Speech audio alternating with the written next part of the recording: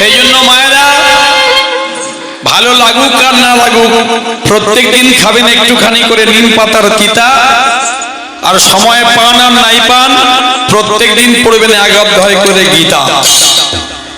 হরিবল। যারা গীতা পড়তে পারবেন না, গীতার মধ্যে কতগুলো নাম আছে, গঙ্গা গীতা, সাবিত্রী, সীতাচ, সত্য, প্রতিব্রতা, ব্রহ্মবলী, ভোগ্যবিদ্যা, ত্রিসন্ধ্যা, মুক্তিগ্রহিণী, ভবাগ্নি, ভ্রান্তি নাশিনী, অর্ধমাত্রা, তেদানন্দ, বেরোত্রী, পরমানন্দ, তথার্থ জ্ঞান মঞ্জুরি। এই কথাটা বলবেন। আরো যদি না পারেন 18 বার গীতা শব্দটা উচ্চারণ করবেন, গীতাটা দর্শন করবেন, আর দুটি বাহু তুলে বলবেন নিতাই গৌর কৃষ্ণ প্রেমানন্দ হরি বল। তাহলে ভগবান কৃষ্ণের কৃপা পেয়ে যাবেন।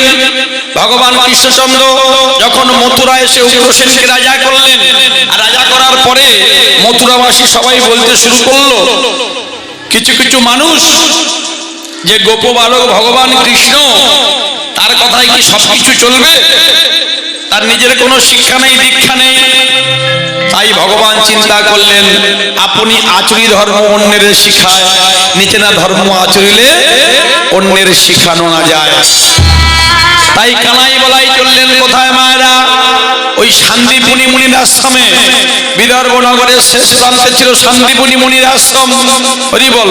ও এত বলি কানাই বলাই চলিতে লাগিলা, এত বলি কানাই বলাই চলিতে লাগিলা, এত বলি কানাই বলাই চলিতে লাগিলা, এত বলি কানাই বলাই চলিতে লাগিলা। ওই মারা এত বলি কানাই বলাই চলিতে লাগিলা, গুরুচরণে আসি প্রণাম করিলা, ওই গুরুচরণে আসি প্রণাম করিলা, ওই গুরুচরণে আসি প্রণাম করিলা, ওই গুরুচরণে আসি প্রণাম করিলা। তাহলে মায়েরা কানাই আর বলাই দুই ভাই এসে উপনীত হয়েছেন কোথায়?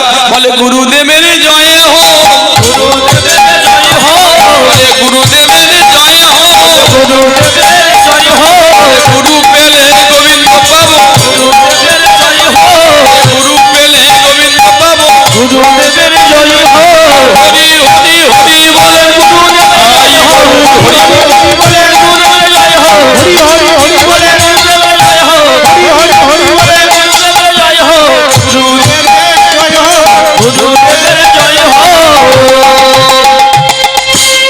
উপনীত হয়েছেন কোথায় মায়েরা? ওই বিদর্ভ নগরের শেষ প্রান্তে শান্তিপুনি মুনির আশ্রমে উপনীত হয়েছেন। আর যখন এসে উপনীত হয়েছেন মায়েরা, তখন শান্তিপুনি মুনি জানতে পারলেন যে এই দুজন আর কেউ নয়, কানাই আর বলাই। ও মায়েরা, সবাই আমার সঙ্গে একবার বলুন, রাধা রানী কি, শ্যাম সুন্দর কি, আপন আপন গুরু মশাই কি, এই হরিবাসরের সমস্ত ভক্তমণ্ডলী কি, এই হরিবাসরের কর্তৃপক্ষ বৃন্দ কি। তাহলে সবাই মিলে আমরা হাত তুলে একটা রাধারানীর ভজন গাইছি, এবার ভগবান কৃষ্ণের ভজন গাইব। ঠিক আছে মায়েরা, সবাই গাইবেন তো? কৃষ্ণ বলে বাহু তুলে, হাত নামালে হবে না, এটাই কেউ হাত তুলে আছে, দেখুন কেউ নামিয়েছে, আপনারা হাত নামাচ্ছেন। নাচো রে মন হরি বলে, কৃষ্ণ বলে বাহু তুলে, নাচো রে মন হরি বলে।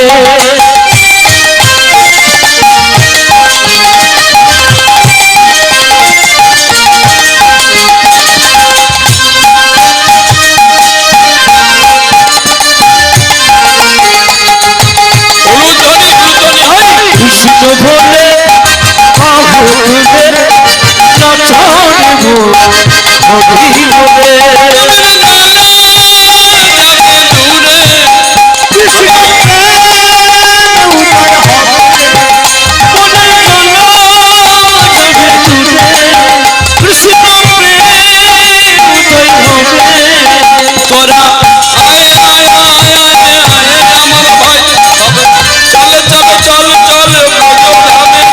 তোরা আই আই আই আই আই বিনা হয়, তোরা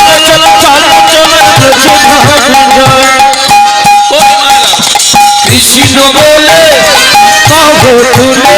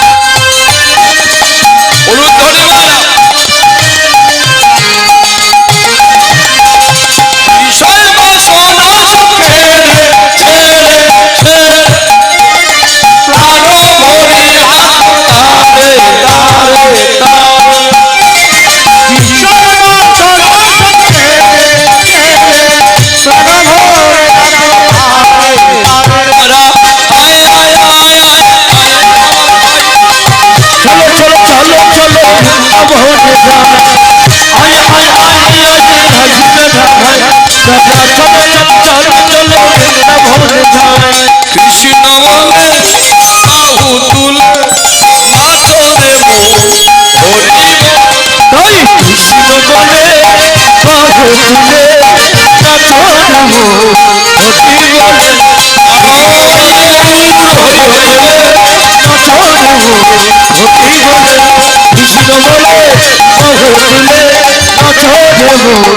হরি বলে। प्रेम से बोलिए भाई कृष्ण कन्हैया लाल की। बोलो हाथी घोड़ा पाल की। बोलते दिन ना बोलले शुरू करो ना बोलले थमे ना मार। बोलो हाथी घोड़ा पाल की जय कन्हैया लाल की। प्रेम से बोलो वृंदावन बिहारी लाल की। गिरी गोवर्धन धारी की। अगासुर बगासुर दमनकारी की। हरे कृष्ण। गुरुदेवेर चरणे उपनीत হয়ে প্রণাম করলেন। শান্তিপুরী মুনি বলছেন সে কি কৃষ্ণ, তুমি জগৎগুরু গোবিন্দ আমি জানি, তুমি আমার চরণে হাত দিয়ে প্রণাম করলে আমার অপরাধ হবে না?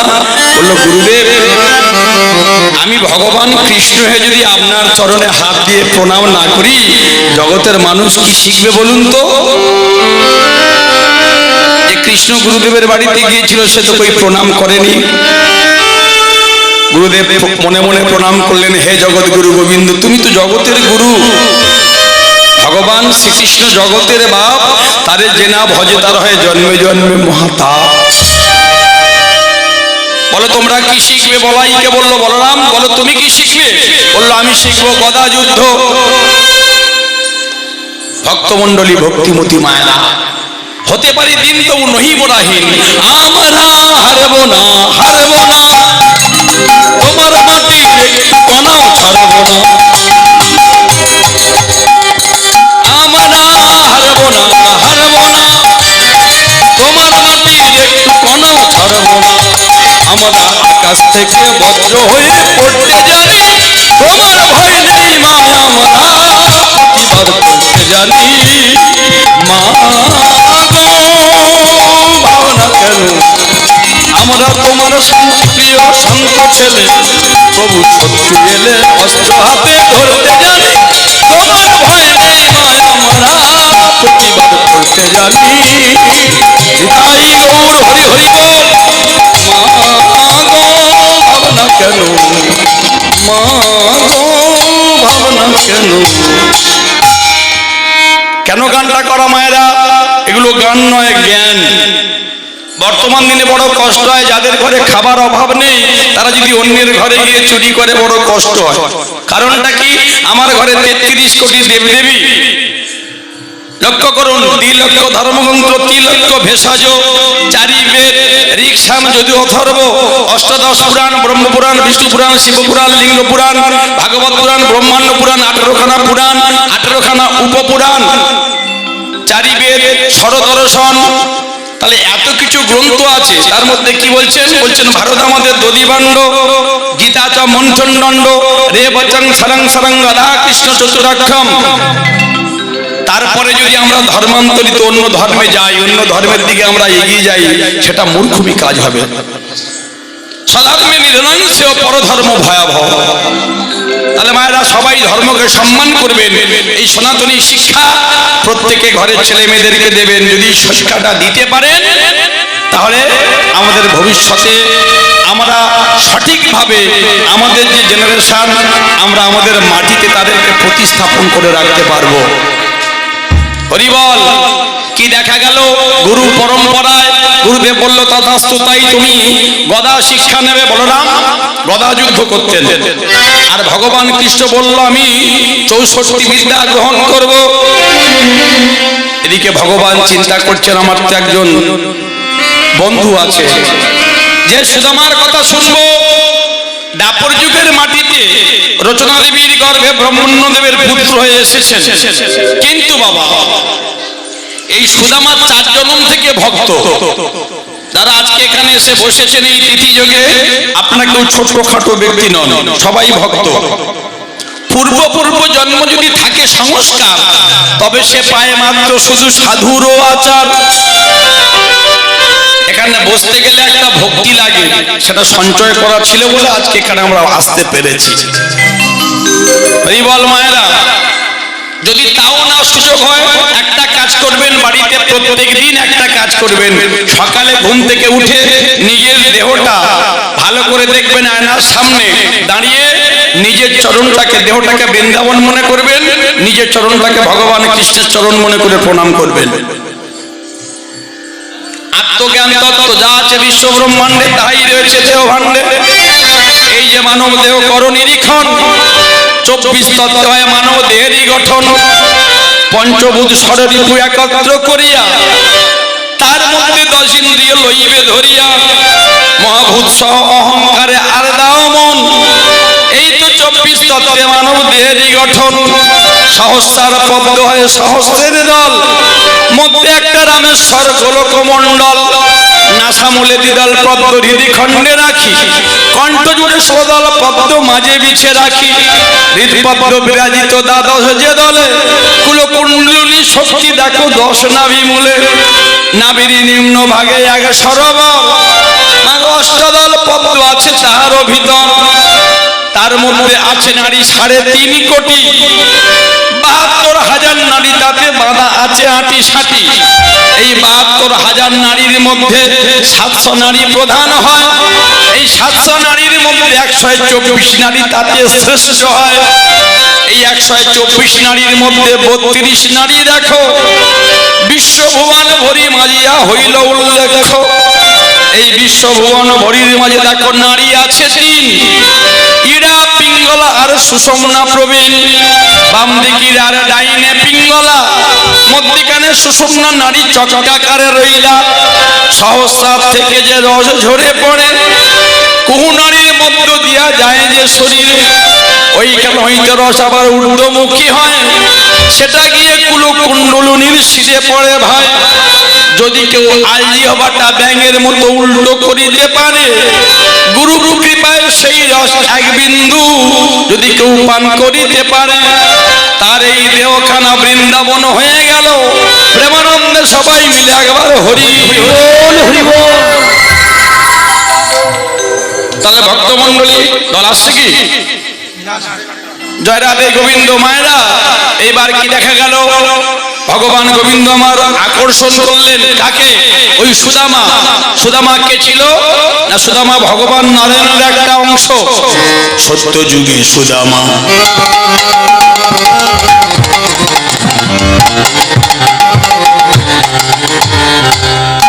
মালাকার ছিল,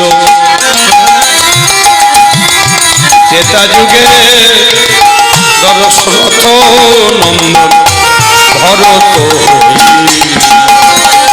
সত্য যুগে সুদামা মালাকারে ছিল, ত্রেতা যুগে দশরথ পুত্র ভরতে হইল। দাপরেতে ব্রহ্মণ্য দেবের ঘরে সুদামা নাম ধরিল। কলিযুগে সুন্দরানন্দ আতুর হইল। সত্য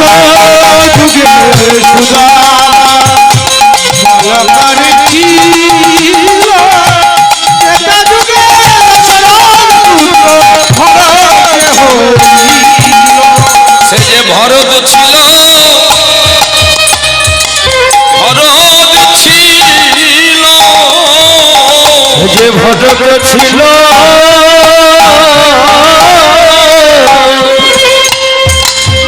সে যে ভটক ছিল সে যে ভরত ছিল মায়েরা ভগবান গোবিন্দ তার চরণামৃত চরণ ধোয়া জল পান করলেন, যিনি সারা বিশ্ব ব্রহ্মাণ্ডের মালিক। তাহলে কি এমন কর্ম রেখে করেছিল? তেতা যুগে এই সুদামা ভরত ছিল, সত্য যুগে মালাকার মালিক ছেলে ছিল। সে যে ভরত ছিল, সে যে ভরত ছিল, সে যে ভটক ছিল ভটক ছিল অগো 14 বৎসর কুশাসনে বসেছিল। সে যে ভটক ছিল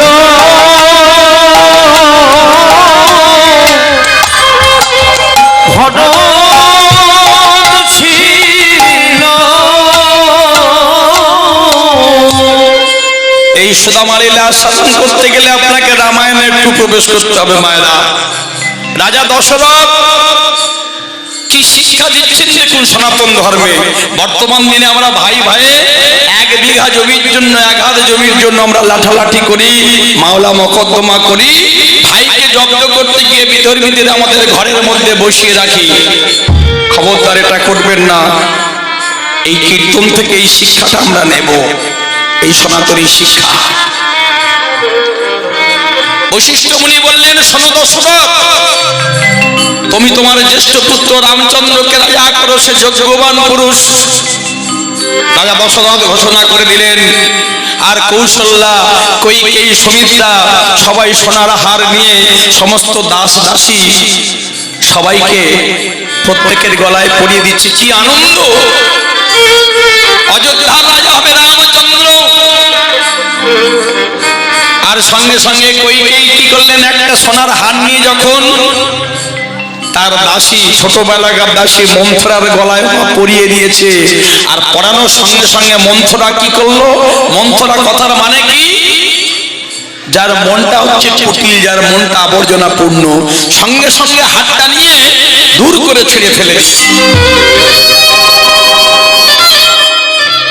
কৈকেয়ী বলল, কিরে মন্থরা, তুই তো আমার দাসী, আমায় কে কয় রাজা আমার বাবা, তুই আমার সঙ্গে সেখান থেকে এসেছিস, আজকে দুর্ব্যবহার করলি কেন?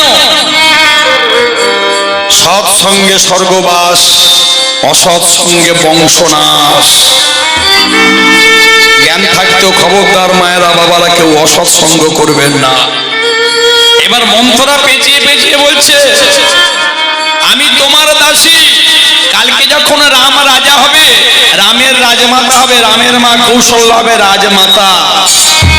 প্রথমে আমায় ডাকবে, বলবে এই মন্থরা একটু এসে তেল মাখিয়ে দিয়ে যা, তারপরে তোমায় ডেকে বলবে কৈকেয়ী 1 কিলি পান সেজে নিয়ে আয়, তো তোমার সহ্য হবে তো? কৈকেয়ী মনে মনে চিন্তা করলো, কথাটা খুব একটা খারাপ বলেনি, তাহলে কি করবে এখন? আগামীকাল মধ্যাহ্নে তো রামচন্দ্র রাজা হবে। বলল, তুমি 2টো বর পাওনা আছে, চেয়ে নাও। 2টো বর কি কি? যেদিন সম্বরাসুরের সঙ্গে যুদ্ধ হয়েছিল, রাজা দশরথের দেহটা ক্ষত বিক্ষত হয়ে গিয়েছিল বাবা। কৈকেয়ী এত ভালোবাসতো স্বামীকে, নিজে না ঘুমিয়ে 3 মাস ধরে স্বামীকে সেবা করেছে, লতা পাতার প্রলেপ লাগিয়ে সুস্থ করে তুলেছে। আর একবার একটা ফোড়া হয়েছিল, সেই ফোড়াটা কবিরাজ মশাই বলেছে গরম লালা না দিলে ফোড়া ফাটবে না, এমন বিষাক্ত ফোড়া মহারাজের মৃত্যু হতে পারে। নিজের জীবনের মায়া ত্যাগ করে কৈকেয়ী সেই ফোড়াটা নিজে চুষে চুষে ভালো করেছে। রাজা দশরথ বলেছিল, বলো তুমি কি চাও কৈকেয়ী? বলল, আমি সিঁদুরটা একটু বেশি দিন পড়তে চাই। কিছু তো চাইতে পারো রানী, আমি তোমার কাছে ঋণী হয়ে গেলাম। বললো, স্বামী তোমার কাছে চাওয়ার মতো আমার কিছু নেই, যদি কোনোদিন প্রয়োজন হয় আমি তোমার থেকে চেয়ে নেব। মন্ত্ররা বলছে আজকে তুমি এক কাজ করো, এই ফুলমালা দিয়ে সাজানো সব মালাগুলো ছিঁড়ে ফেলো, আলো বন্ধ করে দাও, তুমি গোসা ঘরে গিয়ে ফুপিয়ে ফুপিয়ে কাঁদো। খবরটা চলে গেল রাজা দশরথের কাছে। দশরথ ছুটতে ছুটতে এসে ডাকছে, কইকেয়ী, কইকেয়ী, কইকেয়ী।